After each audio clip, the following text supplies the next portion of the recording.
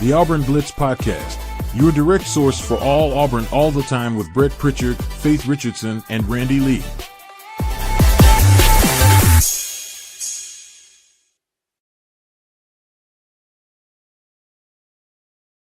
What's up, everybody? Happy Friday to you, and welcome into the Auburn Blitz Podcast. We appreciate all of you joining us wherever and whenever it is that you tune us in each and every day and make an Auburn Blitz part of your daily Auburn athletic intake. It's Brett, that's Faith, and we're glad to be here with you on a Friday. Good to see you. Good morning. I'm excited for the weekend. Already donning some BR garb, and we're about a week and a half. We got a big 12-man event yesterday, and man, huge turnout. So, you know, most people that watch our show know that we're the broadcast team on high school for the Alabama High School Athletic Association.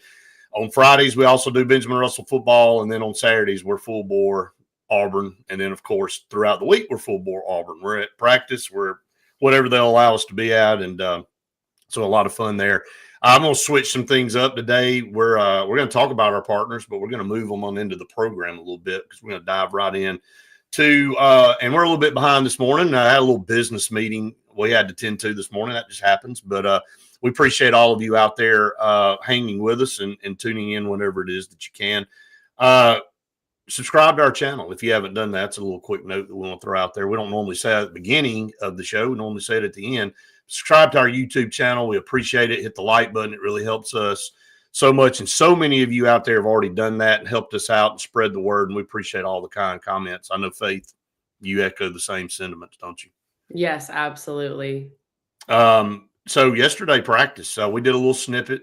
I don't know how many of you have seen that, but we put it out on our YouTube page, and then you know, we posted some pictures and some videos that we took yesterday from scrimmage. I actually watched Nathan and Jason's synopsis of their practice, and I wanted to see if it was similar to ours. I know we did ours. They were still in the complex. You and I went outside and did ours because we had to go to another meeting.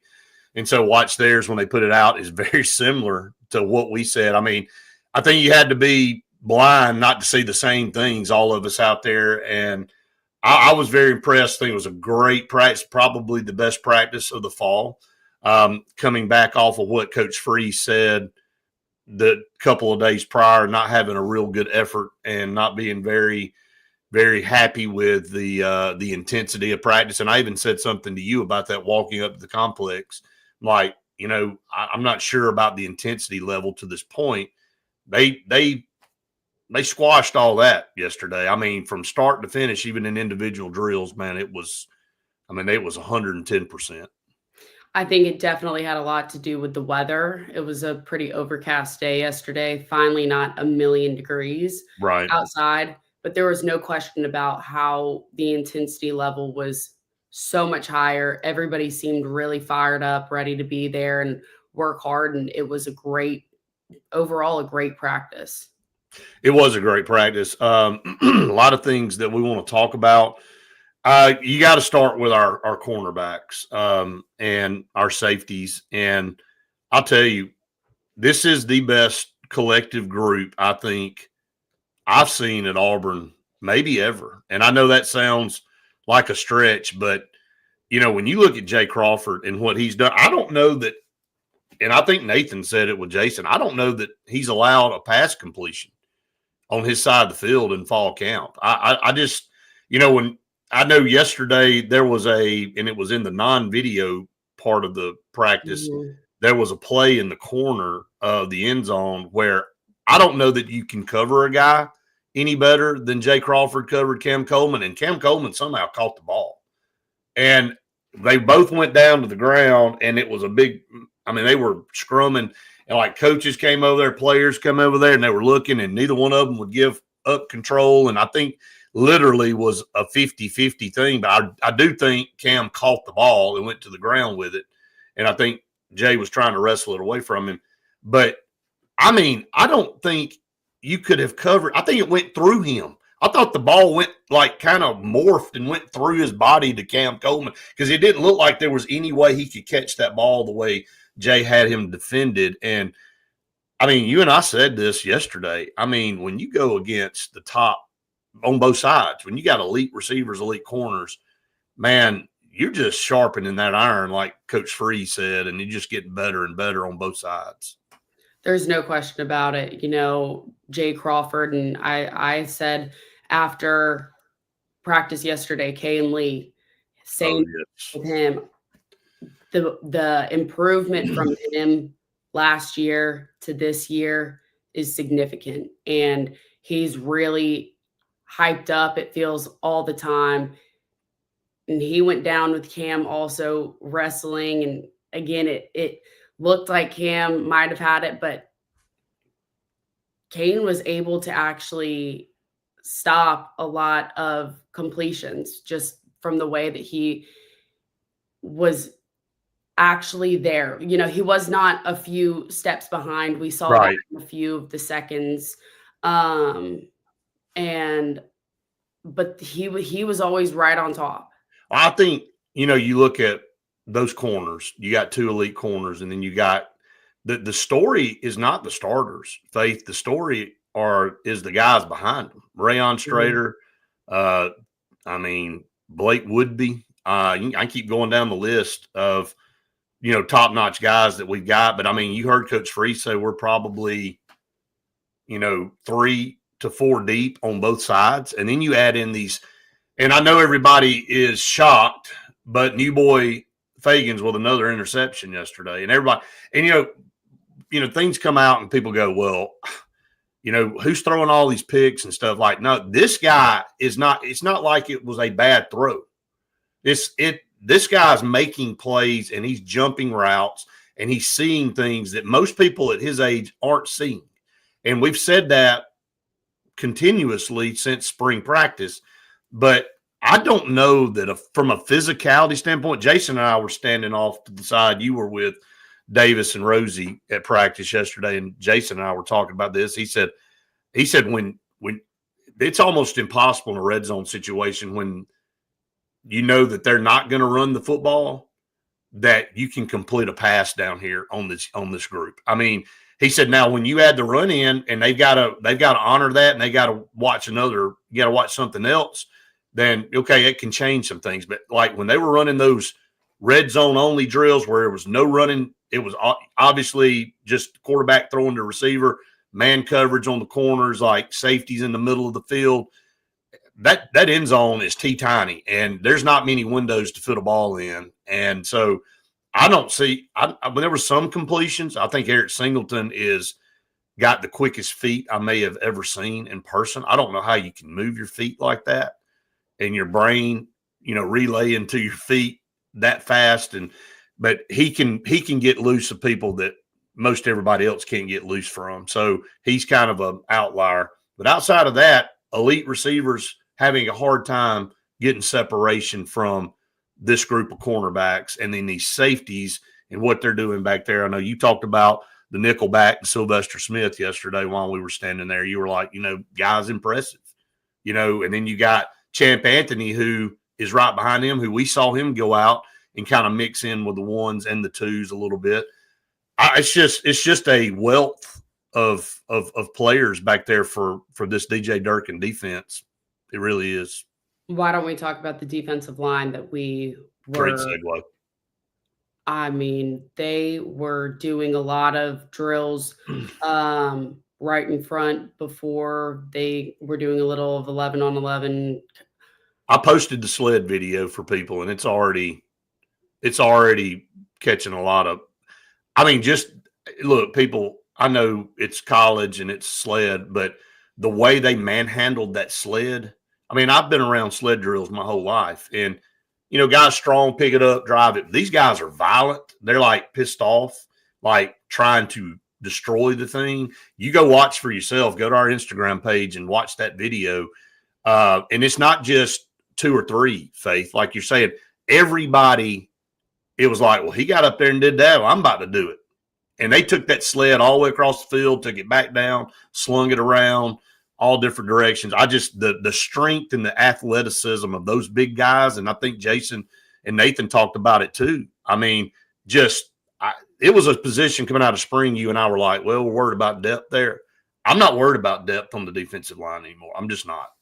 There's no question. And the size of them are massive to the point where they're actually able to, it looks like they know how to use their body because of how big they are, and they can actually use their hands too. I feel like that's been something that we've struggled maybe a little bit on Right. the defensive line is really using their hands in there, and you can see the coaches actually coaching up why your hands are doing certain things, and when they go and they throw that sled and it hits the ground, I would Well, not want to be on the other side of them. yeah, and I think you bring up a really good point in that the fact that that's part of that drill where you grab it and you get them off of you.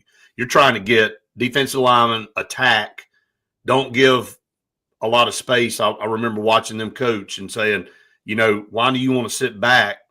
You don't want to give that guy an extra head start, as far as you got to get into the offensive lineman. Don't give him leverage, get him on his heels, and then toss him to the side so you can go make plays. And that's what they were doing. You can see it again on our Instagram page, but you were excited, of course, when Jordan Crawford, man, that guy is not a freshman. Like, they had to have messed his birth certificate up or something. This kid he's unbelievable. And I know he helped Parker win a state championship. And I said this on the air during the championship game. You can go back and play that game from last year. I said maybe the best high school defensive lineman I've ever watched in person. I mean, you couldn't block that guy. And then he had, Cleveland beside him, and then it's just like, man. And he got a lot of double teams and still were able to beat. He already looks like he's been playing SEC football for 2 years. There's no question about it. He is massive in the way that he also has that football IQ, and you could see right. He does have a high football IQ. Justin said, or Glenn said, AU secondary is all over social media, and it should be. I mean, this is not a fluke. I mean, this is not building something up in practice and then, oh, crap, when we get to the game.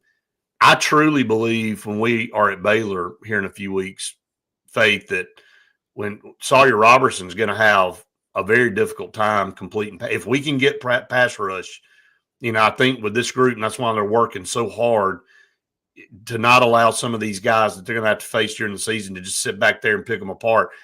If you give this group some pressure up front and they're able to cover the way they're covering, it's going to be a secondary. It's going to be hard as hell to complete a pass on it. I'll just be honest with you. And Justin said, after a week or so of practice, has your season win total changed? I'm not changing my season win total yet. I still think, Auburn needs to be an 8 to 9 win team this year. I think we all know that. Can this team, if they live up to billing and get elite quarterback play, can they do better than that? Yeah, I do think that. They have the talent. I said this the other day, Faith, and you agreed. At this point, what we've seen with our eyes, with the depth and the actual raw talent we have, we've got a roster that should go out and be in every single football game and give ourselves a chance to win. It's going to come down to execution in crucial times of games. And it's going to come down to coaching, making the right decisions, a la the Oklahoma game last year. Let's not run the ball all the way down the field, have control of the game, and then throw 3 passes that are incomplete and then miss a field goal and give a team a chance to get back in the game. That's coaching. People can say whatever the hell they want to say. They can say, well, Towns Magoo missed the field goal and he shouldn't have been, okay, that's fine. But your coaches put players have to execute, but coaches have to put players in good situations. And Auburn's offensive staff did not put Auburn in a good situation at the end of that Oklahoma game, and it cost them. So they can't do that this year. That's where I've said for I don't even know how long, we've got the roster and we've got the talent, we've got the guys. If we can't go and win, that is where the coaching staff has to have a spotlight on them. Ambitious, I guess it's ambitious engineer. No, you didn't see the other one. The K and Lee one is on social media. We saw that one's on the other corner. There was another one with Jay Crawford and Cam Coleman in the other corner that nobody had video footage of because we were, like I said earlier, we were in the non-video portion of practice. So if somebody has video of that, they're not supposed to. So, but nobody saw that because it was in team drills. And so after period 6, we had to cut all the cameras off. So that was phenomenal. I hate that we couldn't. So that's kind of my point is I hate that we couldn't get that on video to show everybody. But I did see the K and Lee one too. I think that's the one you were referring to, Faith, on the other corner when we were standing down there. But my point here is that everybody's making plays. And this is Cam Coleman, who's one of the best receivers in the country. And our corners show no mercy. They show zero mercy. So Glenn said AU must handle Baylor to be taken serious when SEC play starts. I agree. I mean, need to if come Auburn out. Goes 0-1 after Baylor, I think the win total we'll win 7 games. Go 7-5. Yeah, I mean, it's probably not going to be. If we beat Baylor, and we go 1-0, I think we are probably 8-4 at the worst, but I think we could go 9-3. Or even higher. Let's see. Got a lot of good questions coming in, a lot of comments. Wes said, if you can play man or man on the back end, put much pressure on the play caller and the quarterback. It does. I mean, again, if you are able to play man defense and you don't have to play a lot of zone and you feel confident that it frees up so much in the box for you to bring added pressure. And that is so crucial and key when it comes to how successful defenses are. You want to know why Alabama's defenses were so elite with Nick Saban is he had a bunch of down dudes back there that they didn't really have to go in depth in how they covered people a lot of times. And of course they had dominant defensive linemen and linebackers too. But man, when they played man defense and their front just got after people and they just brought more people than the offensive line could block. So it was that actually is in a position where we are now. And so I think it's going to be one of those situations where we'll see that as the year goes on. I mean, if we're already competing at a high level to start the season, it's only going to get better and better. Now, injuries also play into it. You know, injury is going to play into everything for everybody. So, but that's something to watch. Justin wanted to know how the QBs looked. Faith, I'll let you go first. You know what I think about it. Yesterday, we said it on the post-practice video that we put out. Yeah, Jackson Arnold looks good. He looks like he's really having that mental connection with the receivers, and it's hard when you have such elite receivers that are also different in each route that they're doing and also just how they do things. And it looks like he's really getting that mental connection between each one, and you can see the progress and the progression from practice to practice from him. And, you know, Deuce Knight looks really good too. The ball comes out of his hand beautifully.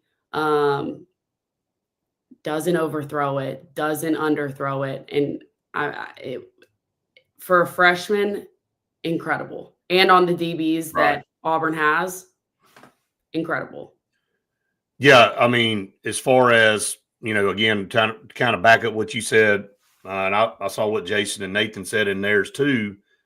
I thought Jackson Arnold may have had his best day. And, you know, that's coming off the heels of a practice on Saturday where he kind of was told that, you know, get the ball out of your hands a little bit faster, do some things to work on. And, you know, that was what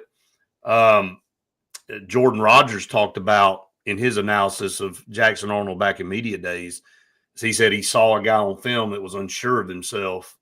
And when you're unsure of yourself, routes aren't the same. You're throwing the ball late. You know, you don't have the confidence to throw a ball in a window that you just don't want to make a mistake and you kind of play scared. Well, you got to kind of let your instincts take over at that point. He looked like he was playing free yesterday. And then we saw, you know, after we cut the cameras off, we got to see like a mini scrimmage, which was good. Now they're having scrimmage today. Obviously, that's when we got scrimmage day up. They're gonna run, what did he say, 30 with the first, 30 with the second, and then maybe 20 with the third is kind of the plan for today. So I'm interested to hear how that comes out. What we hear coming out of practice or from the scrimmage today. We won't be able to see it, but we'll obviously hear some notes and stuff from that. But for the most part, the quarterbacks, I thought it's just a great quarterback room. And when you got a guy like Ashton Daniels that, I mean, played in a Power 4 school, played at Stanford, some people caught up with him yesterday, and he said, this is the best competition I've ever gone against. And, well, I mean, he's going against his own team right now. So that just tells you comparable to what he saw playing at Stanford and some of the teams that he went up against there, Faith. Yeah, there's no question. I'm really looking forward to hearing how today ends up and goes. I really think at this point we are where it's trusting the coaches because we're seeing the progress in the players themselves. Right. Yeah. And look, I'll talk about the offensive line here in just a second, but I think you're seeing and there's some other guys that I brought up yesterday. If you go back and watch the video, I'll say some stuff about them now that were impressive on the defensive front and some of these guys that they're mixing in. I didn't really get a chance to talk about a few of these guys, but I'll just hold off. I want to talk about some of our partners. And no, we didn't get a cone of ice, Justin. They came after Faith and I had already left. And when I saw that, I was pissed off. I'll be honest with you, because I was like, that would have been so good. And to be honest with you, I was a little jealous because I saw everybody else getting a cone of ice, and Faith and I had to go to another daggum meeting. So that's all. It seems like that's all we do is go to practice and go to meetings. But hey, that's part of it. That's what we have to do. And we had a good day yesterday, so I'm not complaining. But no, I would have loved to have had a cone of ice, no doubt about it. We do want to thank our partners, Faith, Sensagreen. Sensagreen, for air that's cool and clean, call on Sensagreen. They are the carrier experts in the state of Alabama, proud supporter of Auburn athletics, and a proud supporter of the Auburn Blitz podcast. It's hot. You want to make sure you've got the air conditioning running and you don't want to be stuck in your smoldering house that is just disgusting. And Sensagreen is going to save you thousands of dollars, and we love saving money over here. I'll save it. I'll take it every day. Save me some money, especially when 2 bags of chips, 2 drinks, and some gummy bears cost $17 yesterday. Yep. All right, Scout Program Management, a full-service construction management firm located in Birmingham, Alabama. Again, I sound like a broken record. I've watched them work. They're the best in the business. And if you got multi-million-dollar projects, you're a fool for not using them. I'm just going to tell you, you're really screwing up if you don't call Scout Program Management, take you from the pre-construction phase to the finished product, and they hold people accountable. I have watched them in the rooms, and they call people out and say, well, no, that's not what it says here, and you're going to do this. And this is they protect the customer. That's why you hire them.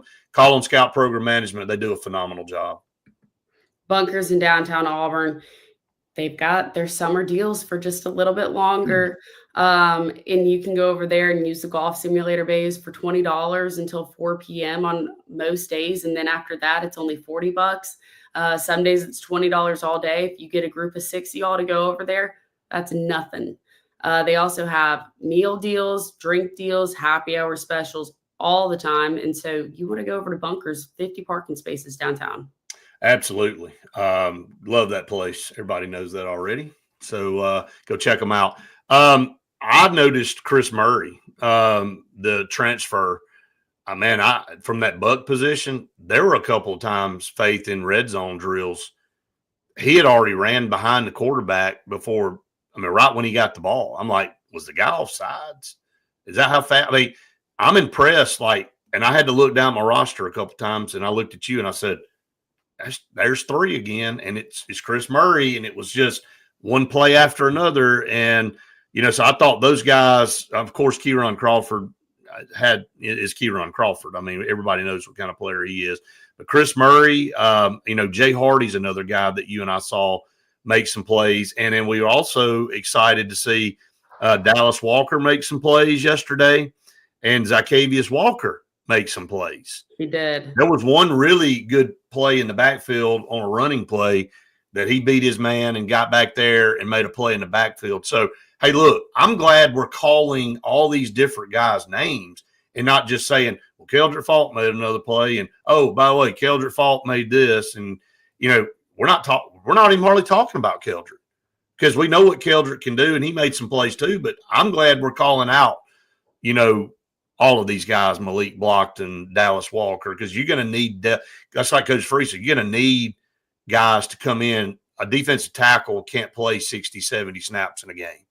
You got to have good quality depth if you want to do well in this league. And so that's what Auburn's doing. That was a pleasant surprise yesterday. Chris Murray, Jay Hardy, very impressed with watching them work out there. No question about it. They looked really good. And the depth was something that, maybe people were concerned about a little bit, but the not worried about it. I'm really not. From practice to practice has been significant. Offensive line work was great. Again, we've got a lot of options there. We saw some guys get mixed up. Dylan Senda, too tall. You're watching, they played some guys, and I think Senda played some center yesterday.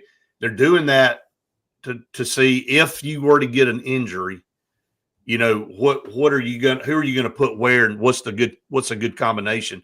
I mean, they already know what they can do at their primary positions, but let's be honest. I mean, Auburn's been hit with injuries over the last several years, and you've had and you've also had to put guys in positions because you just didn't have enough, and you had to have guys play. You didn't have a true depth piece. Like if you had a guard go down, you could slide another guard in. Most of the time, if Auburn had a guy go down, you had to shift around.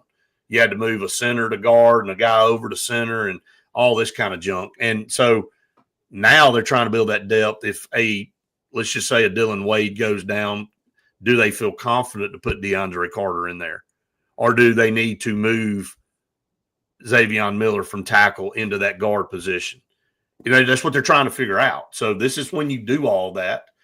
And then, of course, today I think scrimmage, you'll see more of what it's going to look like, ones and twos, going against, one another and kind of seeing how all that'll play out. So thought that was pretty neat. Thought the offensive line had a lot of different things thrown at them by DJ Durkin and that staff, trying to figure out, different packages and things like that. But you and I said it. I think the defense won the day yesterday. The offense had a great day. I'm not saying they didn't perform. I just think a lot of people are going to be so impressed with Auburn's defense when the season gets started. And look, kudos to DJ Durkin. That defense got better last year. Now, I know the Alabama game, we gave up a few big plays, but we were in that football game. Offense just couldn't do anything. I mean, that was kind of the story in a lot of games last year. But that defense got better, and so they were good in the spring. They're starting off fall good. It's not a fluke. They're building depth. I like where we are defensively. Also, one thing I did notice, which we saw a little bit of last year, that some of the snaps were lower. Yeah. Yep. So that's something that needs to be worked on and fixed because time. I mean, you think about what happens in a loud stadium and something happens, and the last thing we need is to see Auburn get so close to getting a first down and they're on 3rd and 1 and then low snap, go back another 5 yards, and it's like, okay, well, that was one of the reasons it was hard for us to get first downs last year. Yeah, I mean, it was a problem. So, and we have seen a little bit of that in practice. So you brought that up when we were watching center to quarterback drills yesterday. And I mean, again, you kind of go, oh, well, it's practice and all that, but you play like you practice, and you got to practice good habits, and that needs to clean up a little bit. I'd be remiss if we didn't say something about Elijah Melendez and Xavier Atkins at linebacker. And I kept telling you yesterday, I was like, there's 9 again. There's 9. And, of course, DeMarcus Riddick was out with a non-contact jersey. Nothing serious. But you've got those 2 guys that I'm very impressed. I mean, Elijah Melendez looks the part, man, and he'll come in there and he makes plays. So I see why everybody's excited about him and the transfer Xavier Atkins. I like. both of those guys, of course, Robert Woodyard's running first team Mike Backer. And I think, again, everything we've seen in him has been very solid. So, you go back to that position group rating thing that you and I did a few weeks ago, and I think we had linebackers toward the bottom, and it was because of really the inexperience. Not unproven. Not lack of talent, but just not the experience on the field, collectively. But I'll tell you this, Coach Freeze loves this linebacking core. He loves this group as far as athleticism, maybe top to bottom, one of the most athletic groups we've had. Now you got to get out there and you got to be able to understand the coverages and when, where you need to go and get people lined up. And, but I like what we have there. We'll see. They'll have, the only way you get experience is to get out there and play. So we'll see how that goes. Caleb Wheatland, again, as well, as a guy that will push. But I would definitely think those three guys at the Mike position are sitting really good. And also Bryce Dees, saw him make some play. Just so many names. I mean, literally could go down through here and just talk about every one of these guys. I mean, we didn't even say anything about Bobby Jamison Travis, who's going to start at nose tackle. We all know that. Again, it's other guys we're talking about, Jay Hardy, some of those guys that we stand out a little bit that you're like, man, that's great. Bobby can get a little bit of a breather, and you don't feel like when he goes off the field that you're dropping off that much. So, so a lot of good stuff there. Let's talk about a couple more of our partners here on the program. Faith, Old Number One Customs. Excited about Old Number One Customs coming into my house next week. Why don't you tell everybody a little bit about what's going on? Going to have a master bathroom remodel, and so they get started next week, and it's been long overdue, and we're excited about it. I'll be more excited when I see Jake and his group leaving. That means it's completed and done. So they can come in, though. They're going to come in and work their tail off to get out of the house in about 2.5 weeks. So 334-752-6162 is the number to call them if you want a master bath remodel, kitchen, or outdoor living space. JFA Blue Plumbing, if you want to have filtered water throughout every single faucet in your house, that means you want a Home Atlas water filter duo installed by JFA Blue Plumbing. They're going to save you money doing it too, especially those medical bills. You don't know what that water is doing to you. It'll give you that purified, filtered water throughout every single faucet in your house to keep you and your family and pets all healthy. So $15.99 for the installation of a Home Atlas water filter duo. Calling them at 844-JFA-BLUE. All right, scrimmage today, and excited about that. We'll see what we hear out of that, and of course, we'll next week hopefully be at a couple more practices. We get that scheduled sometime over the weekend, and we'll see when we're able to get back to practice. But again, just clock ticking.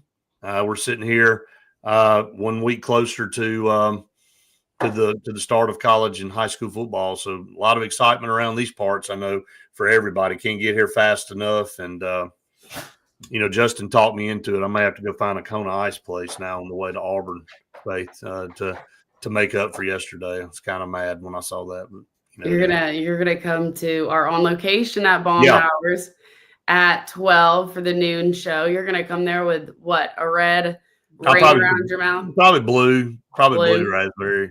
Okay, I could go watermelon. I could go watermelon, so we'll see. We might do a mix. Yeah, that's right. Blue's, it's hard to beat blue. No doubt about it. All right, everybody, we will be on location. Just a real quick update. Be on location at Baumhower's today.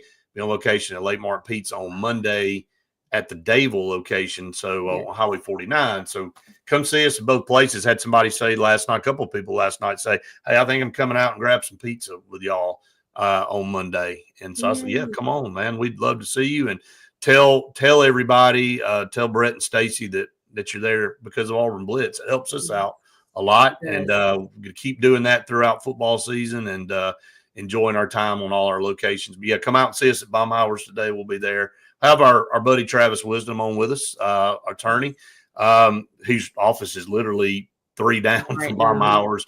So he's not going to have a far trek to make. If he backs out, I'm going to say, well, I don't know how you backing out, because all you had to do is walk down the sidewalk. But he's going to come talk a little bit about NIL, unfortunately, and what the legal aspects look like in college sports now. So everybody tune into that. I'm looking forward to talking to him about that for about a segment or so. So, all right, we're going to get out of here, get ready to have the best day ever, best weekend ever. Absolutely. And a big old War Eagle.